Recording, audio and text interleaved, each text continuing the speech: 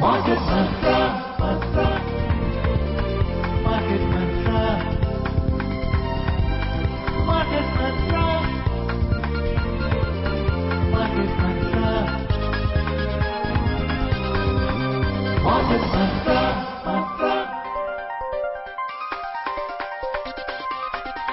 Market Mantra. Good evening, listeners, and welcome to another edition of Market Mantra, in which we give you a complete update on the economic news of the day. And today being Sunday, we'll also be taking calls from you, our listeners, on mutual funds and related issues. You can call us on 2331 4444, 2371 7106 and 2371 7117. If you're calling from outside Delhi, please prefix the STD code, that's 011 before the numbers. I'm Rangabashyam, and with me is my co-anchor in Hindi, Manoj Pathak.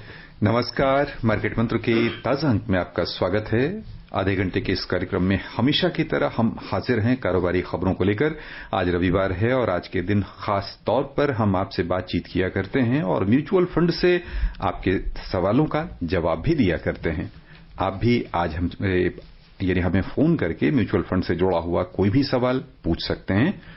हमसे बातचीत करने के लिए dial कीजिए 23314444, 23717106 या फिर 23717117।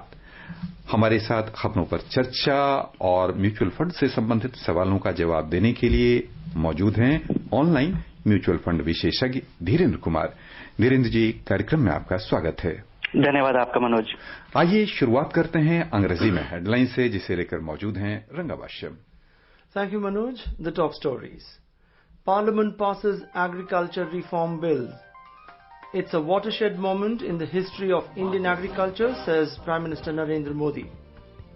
Public sector banks recover more than 10,000 crore rupees from willful defaulters in last 3 years, and foreign investors pump in nearly 4,000 crore rupees in the Indian capital markets so far in September. कृषि सुधार से संबंधित विधेयक संसद से हुए पारित। प्रधानमंत्री नरेंद्र मोदी ने कहा, ये भारतीय कृषि इतिहास के लिए ऐतिहासिक पल है। सार्वजनिक क्षेत्र के बैंकों ने पिछले 3 वर्षों के दौरान विलफुल डिफॉल्टर से 10,000 करोड़ रुपए से अधिक की वसूली की और विदेशी निवेशकों ने इस वर्ष सितंबर महीने में अब तक घरेलू पूंजी बाजार में लगभग 4,000 करोड़ रुपए का निवेश किया।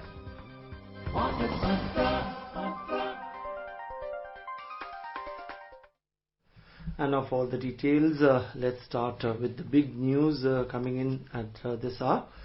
Parliament has passed the Farmers Produce, Trade and Commerce Promotion and Facilitation Bill 2020 and the Farmers Empowerment and Protection Agreement on Price Assurance and Farm Services Bill 2020, with Rajya Sabha approving it today. The House also negated the opposition's amendments to send the bills to the Select Committee. Prime Minister Narendra Modi has said that the passage of 2 farm bills is a watershed moment in the history of Indian agriculture.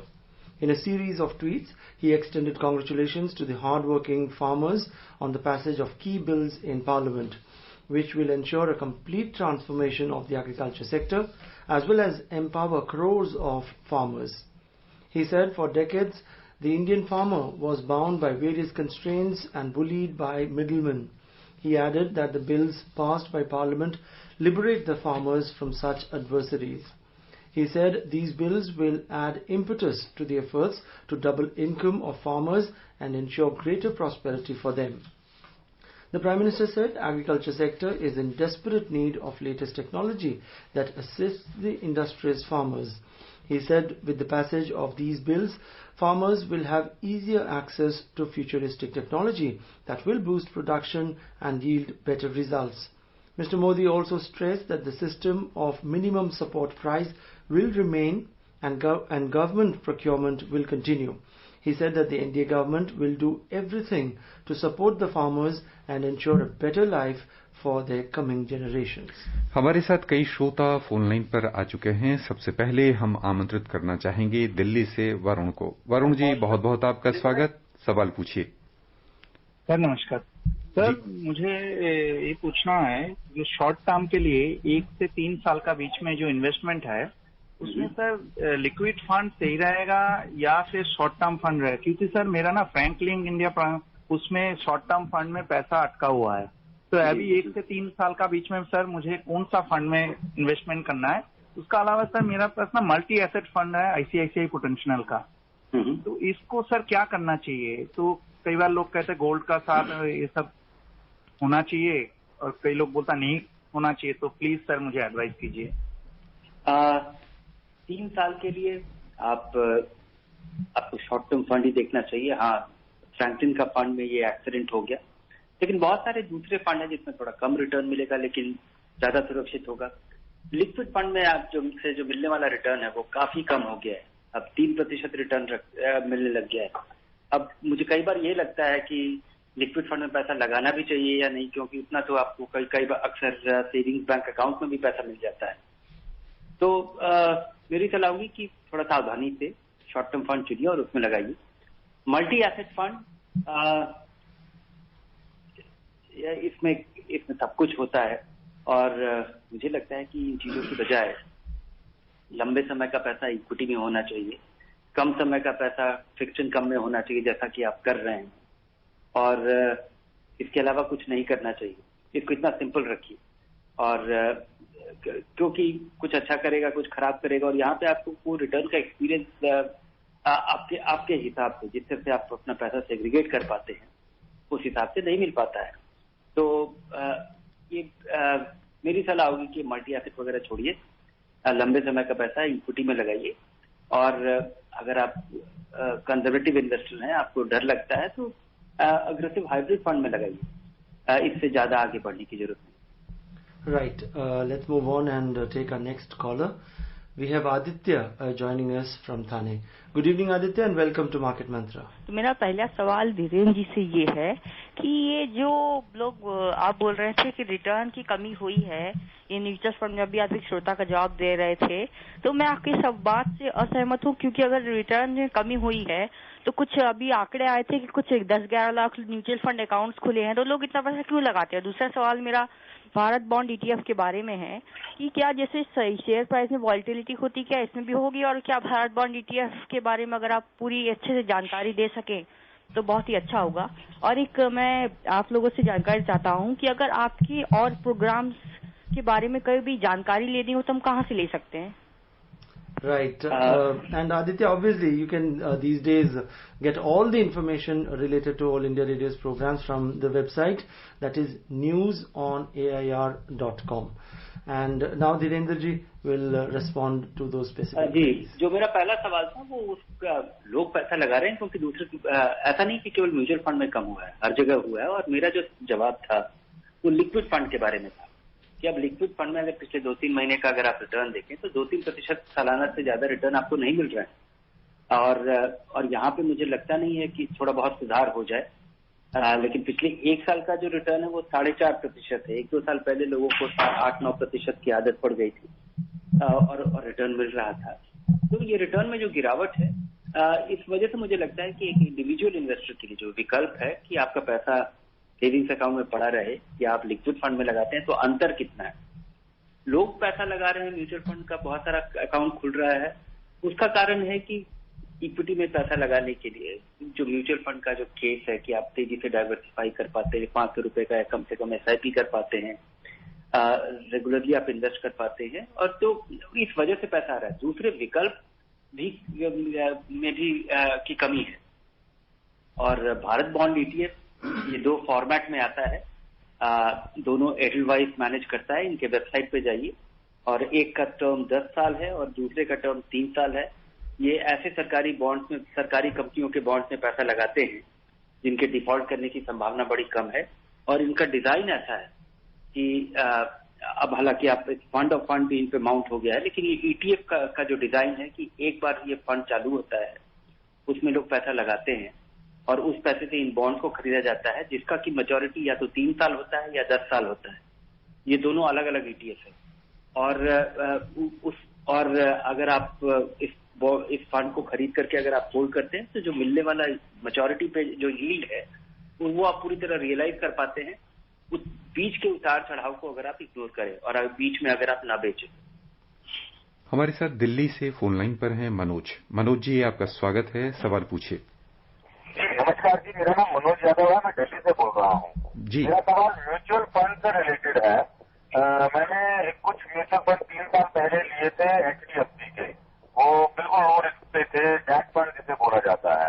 लेकिन अभी जैसे कि market value देखते हैं उनकी value बहुत घट चुकी है, ऑलमोस्ट 40% कम हो चुके हैं। तो क्या ये जीरो भी हो सकते हैं, या अगर ये बढ़ेंगे तो कब तक बढ़ेंगे? जीरो तो होने की संभावना तो नहीं है, और मुझे लगता है कि जो HDFC फंड की जो बदहाली है वो काफी दिनों से चल रही है, और इससे आपको एक तो लेसन लेना चाहिए कि एक साथ पैसा ना लगाएं, ताकि कम से कम आप एवरेज कर पाए। और मुझे उम्मीद है कि ये 2-3 साल में जब अगर बाजार में सुधार आता है, और PSU में खासकर जो जिस वजह से इस फंड का परफॉर्मेंस थोड़ा कमजोर रहा है या काफी कमजोर रहा है और काफी समय से, उसमें बदलाव आने में हो सकता है काफी समय लग जाए। 2-3 साल अगर इसको दिया जाए तो हो सकता है सुधार आ सकता है। लेकिन ये सारे ओपन एंड फंड है, आप पूरी तरह आजाद है अपना पैसा निकालने के लिए कभी भी। Right. Let's take our next caller. We have Gaurav joining us from Ghaziabad. Good evening and welcome to Market Mantra. Good evening Market Mantra team, good evening Dhirendra ji. Sir मेरा सवाल है ये, एक तो एक्सपेंसेस को लेके, क्या 0.4% जो एक्सपेंस है focus Mirae Asset Focus Fund का, वो अगर मैं अभी एंटर करता हूँ तो क्या मेरे लिए वो जब तक मैं रहता हूँ वो चेंज होंगे या नहीं होंगे, या फिक्स रहेगा, या ऐसा कुछ नहीं है, वो अपनी मर्जी से कभी भी चेंज कर लेंगे जब उन्हें लगेगा ऐसा चेंज करने, क्योंकि अभी वो बहुत अट्रैक्टिव फंड है। और दूसरा सवाल है सर, अगर आज की तारीख में किसी को एंटर करना हो for 5 to 7 years, would you advise multi cap fund और would you advise large cap? और 7 years का पीरियड होराइजन है, और फंड मतलब ऐसी कोई जरूरत नहीं है, लेकिन 7 years के लिए अच्छा ग्रो करे उसके बाद निकाल रहे, तो कौन सा फंड एडवाइज करोगा? Thank you.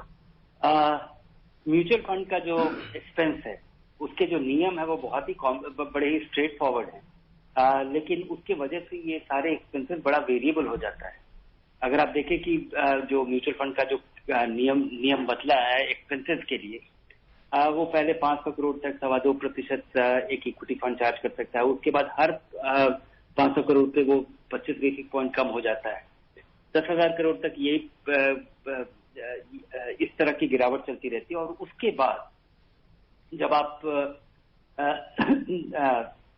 हर 5,000 करोड़ के इंक्रीमेंट पे 0.05% की गिरावट होती है।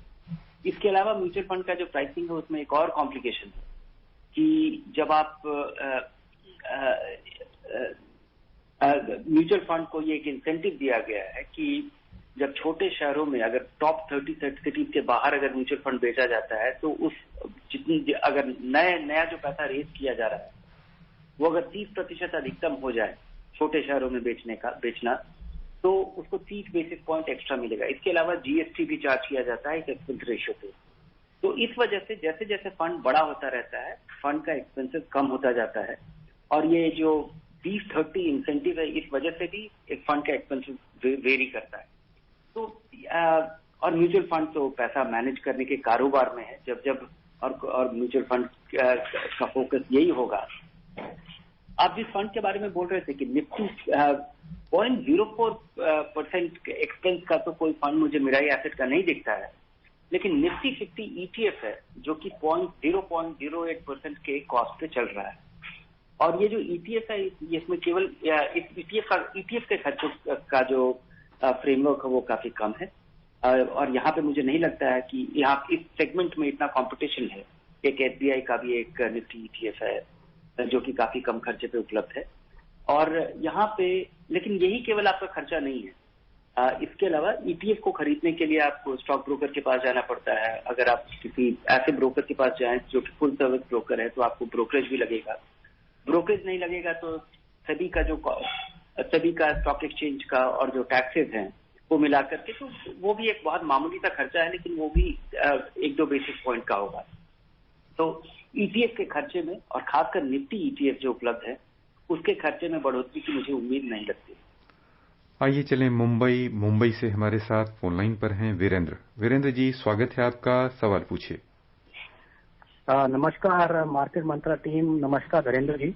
मेरा क्वेश्चन एक्चुअली अभी आप रिप्लाई दे रहे थे कि लिक्विड फंड में काफी कम रिटर्न हुआ है, तो उसी को ऐड करते हुए कि अगर इस स्थिति में मनी मार्केट फंड अगर 2-3 साल के लिए कैसे रहेंगे, ये बात है। और दूसरा क्वेश्चन है ये बिरला सन लाइफ का फ्रंट लाइन इक्विटी फंड, ये फंड में बने रहना चाहिए या इसमें SIP जारी रखना चाहिए, इसके बारे में आपका क्या विचार है? धन्यवाद सर। मनी मार्केट फंड में थोड़ा बेहतर रिटर्न आपको मिल सकता है, लेकिन और अभी तक मिल रहा है, लेकिन यहाँ पे और ये काफी सुरक्षित भी है। और यहाँ पे अगर आप पोर्टफोलियो देखें तो वहाँ पे किसी भी तरह का लोअर क्वालिटी डेट नहीं दिखता है अब तक। पर और ये जो डिफरेंस है ये हालांकि बहुत मामूली डिफरेंस लगता है, लेकिन काफी मीनिंगफुल इसलिए है क्योंकि अगर आप पिछले 1 साल का एवरेज रिटर्न लिक्विड फंड का देखें तो वो 4.5% है और मनी मार्केट फंड का 6.25% है। देखने में ये काफी कम लग रहा है कि ये करीब 2.25% का अंतर है, लेकिन 2.25% का अंतर 4.5% लिक्विड फंड के रिटर्न के करीब 1.5 गुना ज्यादा रिटर्न है। तो मुझे लगता है कि मनी मार्केट लिक्विड फंड से बेहतर विकल्प साबित होगा, लेकिन बहुत सारे मनी मार्केट फंड में कुछ लोड का भी प्रावधान है। तो अगर आप बहुत कम समय के लिए पैसा लगा रहे हैं तो ये पैसा नहीं लगाना चाहिए, लेकिन हाँ, लिक्विड फंड से बेहतर रिटर्न के लिए और सुरक्षित तरीके से इस रिटर्न को डिराइव करने के लिए आपको ये विकल्प देखना चाहिए। Right. We have Kashinath joining us from Chennai, but before we take his call, let's take a look at some of the other news items. Public sector banks have recovered more than 10,000 crore rupees from willful defaulters during the last 3 financial years. This was stated by the Minister of State for Finance, Anurag Thakur, in a written reply in the Rajya Sabha today. He said willful defaulters by public and private sector banks was 219 and the total amount owned by them was 12,338 crore rupees during the last financial year as per the Central Repository of Large Credit Database. He said public sector banks report frauds to the CBI, including willful default. He said 512 cases were registered with CBI by public sector banks and prosecution was launched in 269 cases during the period from the year 2018 to August this year. And now let's take the call. We have Kashinath joining us from Chennai. Good evening and welcome to the program. Sir, good evening, sir.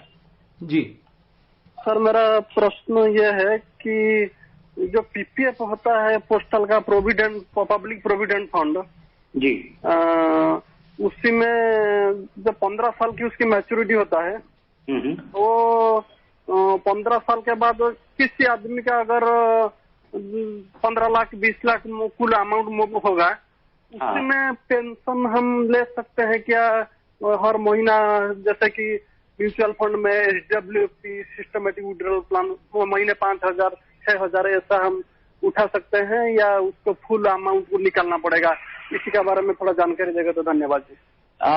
नहीं, PPF का जब 15 साल mature हो जाता है उसके बाद आप उसको शायद 5 साल तक और रख पाते हैं और इसके बारे में और ज्यादा बारीकी से कि आप पीरियोडिकली कैसे कैसे निकाल सकते हैं इसके बारे में मुझे बारीकी से जानकारी नहीं है, पर आप नेट पे जाइए और हमारे वेबसाइट पे भी एक पेज उपलब्ध है जहाँ पे आपको जानकारी मिल जाएगी। आइए चले मुंबई से हमारे साथ फोन लाइन पर हैं डायसन। स्वागत है आपका, सवाल पूछिए।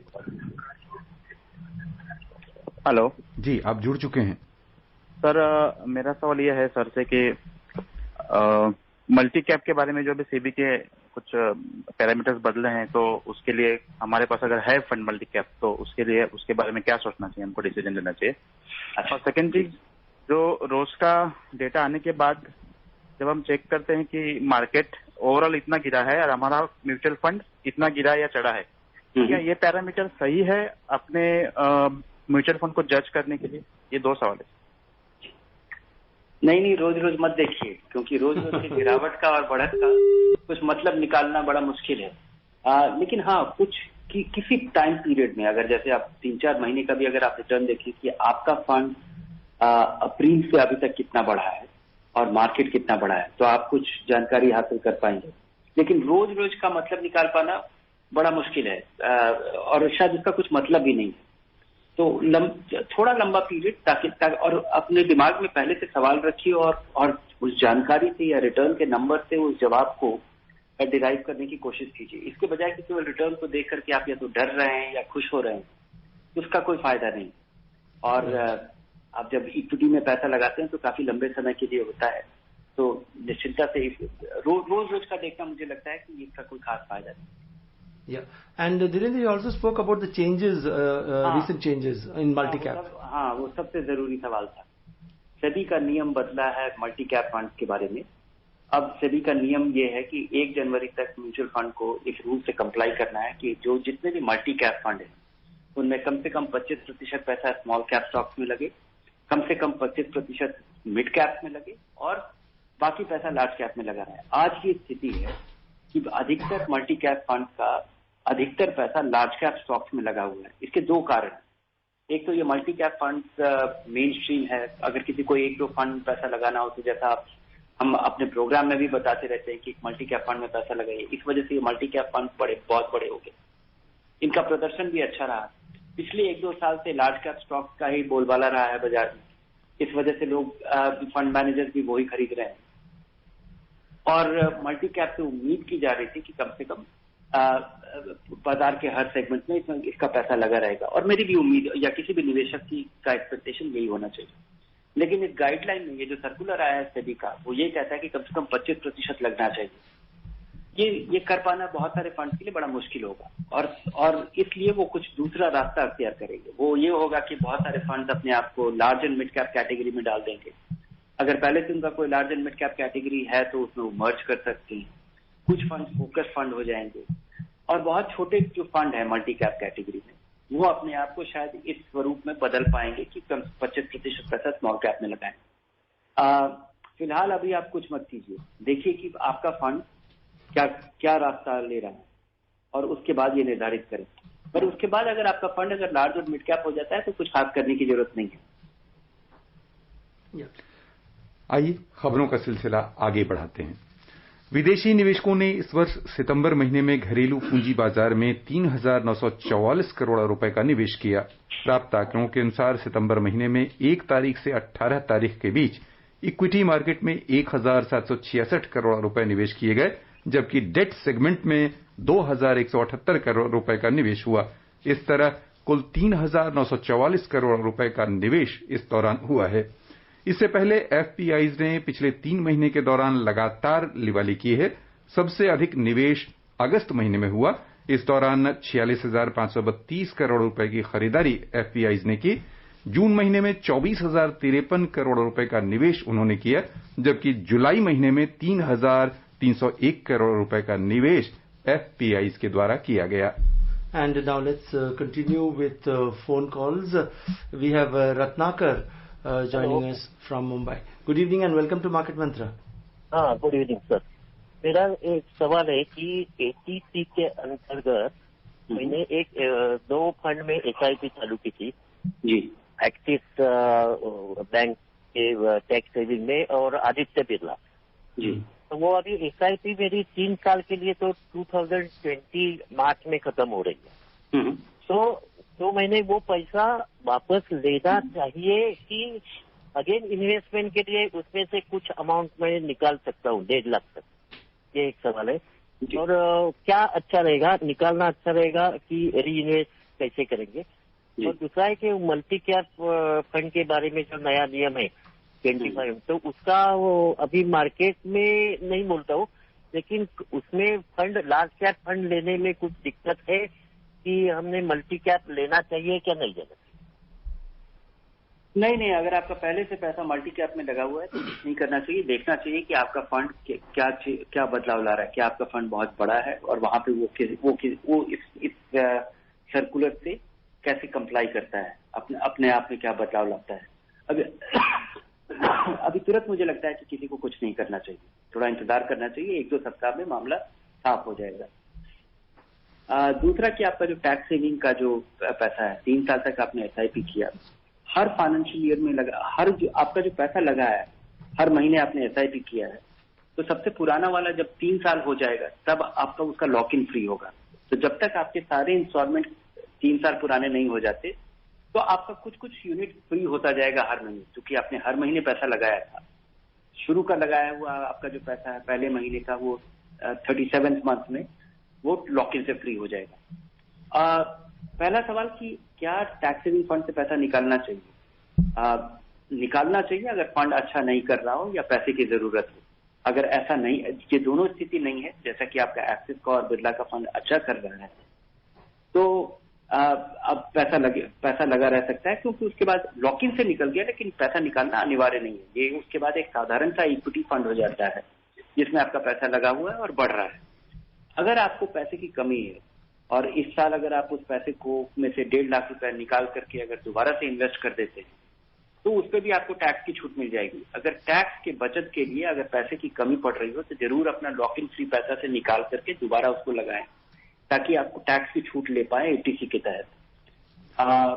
और दूसरा कारण है कि अगर फंड आपका जब अच्छा नहीं करे तो लॉक इन से फ्री हो गया एक आम इक्विटी फंड जो कि कमजोर प्रदर्शन की वजह से आपको पैसा निकालना चाहिए, उस वजह से पैसा निकालना हो, ये अभी आपके फंड में स्थिति नहीं है, पर वैसी स्थिति हो तो जरूर निकालें। दिल्ली से हमारे साथ फोन लाइन पर हैं नंद। नंद जी, स्वागत है आपका, सवाल पूछिए।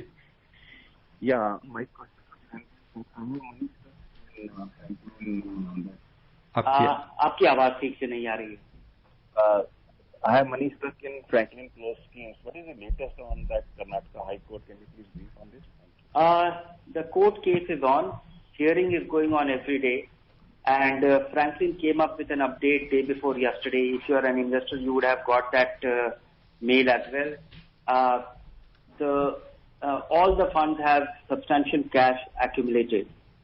In fact, in the mid-month portfolio, actually shows that all the 6 funds have a total cash flow of rupees 7,184 crore, of which 700 crore came in the month of September itself. The cash position in ultra short-term bond fund is 35%. So if the court actually takes a view that whatever happens to the case, but in the interim, let's give back the money of the investor which is there lying with the fund, then ultra short-term bond investors will get 35% of their money immediately. Low duration fund has 17%. Dynamic accrued fund has 17%. Low duration fund has 9%, and credit risk fund has 2%. The other 2 funds, they have been able to get out of their borrowings which they had taken for overcoming the redemption. Fine. And let's take our next caller. We have Vijay joining us from Chennai. Good evening and welcome to the program, and shoot your question quick. Oh, very quickly, yes, of course. Mr. Devendra, there are 2 points. One is, of course, a listener a short while ago asked about Aditya Birla Sun Life Frontline Equity, whether to hold or to... Yeah, right. Answering that question, it has been a relatively poor performer over the last, couple of years. And maybe, and it became a large cap fund. And I think it is time to, take a call on pulling your money out. बहुत कम समय धीरेन्द्र जी, बस 30 second. जी, मैंने बताया कि आदित्य बिरला सन life frontline equity fund का प्रदर्शन बड़ा कमजोर रहा है, इससे शायद पैसा निकालने का समय आ गया है। बस यहीं पर श्रोताओं, हम समझते हैं कि बड़ी संख्या में आपने उत्साह के साथ भाग लिया है। पहले श्रोताओं को बहुत बहुत आभार श्रोताओं के लिए, और उसके बाद श्रोताओं की ओर से धीरेन्द्र जी आपके प्रति बहुत बहुत आभार। धन्यवाद आपका। And before we close, a quick look at the top stories. Parliament passes agriculture reform bills. It's a watershed moment in the history of Indian agriculture, says Prime Minister Narendra Modi.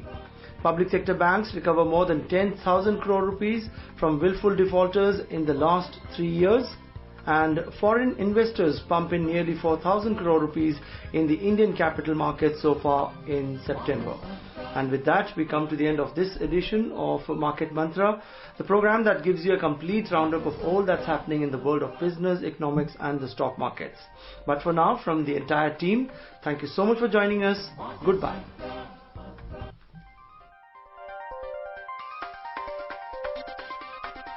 Market Mantra.